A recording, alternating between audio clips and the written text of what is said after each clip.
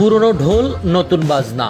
দীর্ঘদিন ধরে আওয়ামী লীগ ও তাদের দোসররা বলে আসছে, বিএনপি আমলে নাকি বাংলাদেশ ৫ বার দুর্নীতিতে চ্যাম্পিয়ন হয়েছিল। কিন্তু আসল তথ্যটা কি? তথ্যের ভিতরে ঢুকলে দেখা যায় এর পেছনে রয়েছে ভিন্ন গল্প। ১৯৯৫ থেকে ২০১২ সাল পর্যন্ত ট্রান্সপারেন্সি ইন্টারন্যাশনাল দুর্নীতির ধারণা সূচক সিপিআই প্রকাশ করত এক ভিন্ন পদ্ধতিতে। বাংলাদেশ এই সূচকে প্রথম যুক্ত হয় ২০০১ সালে।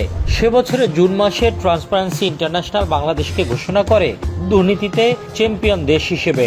তাদের সূচকে দেশের স্কোর ছিল ১০-এর মধ্যে ০.৪। তবে যেটা অনেকেই জানে না কিংবা জানলেও বলে না, সেটি হলো আগের ৩ বছরের দুর্নীতি বিশ্লেষণ করে এই সূচক তৈরি করত সংস্থাটি।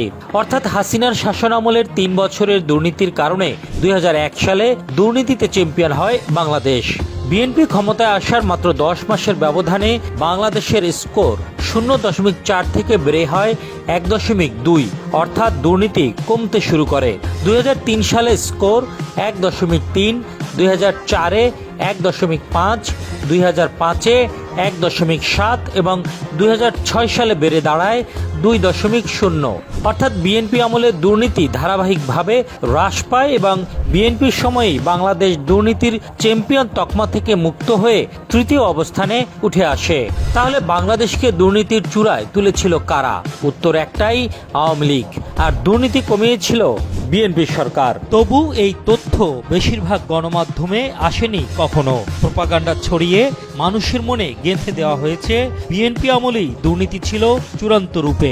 বাস্তবতা বলছে সম্পূর্ণ উল্টো কথা। ২০১২ সালে ট্রান্সপারেন্সি ইন্টারন্যাশনাল তাদের র্যাঙ্কিং পদ্ধতি বদলে ফেলে, যে কারণে আওয়ামী লীগ আমলে বাংলাদেশের অবস্থান নিচ থেকে ২৫ থেকে ৩০টি দেশের উপরে উঠে আসে।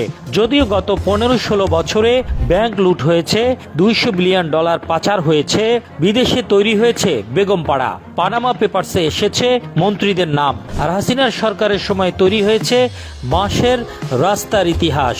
ইতিহাস সবসময় নীরব থাকে না, এক সময় সত্য ফিরে আসে, আর মানুষ তখন বুঝতে পারে কে দেশকে এগিয়ে নিয়েছে আর কে শুধু প্রতিপক্ষকে দোষ দিয়ে নিজের অপরাধ আড়াল করেছে।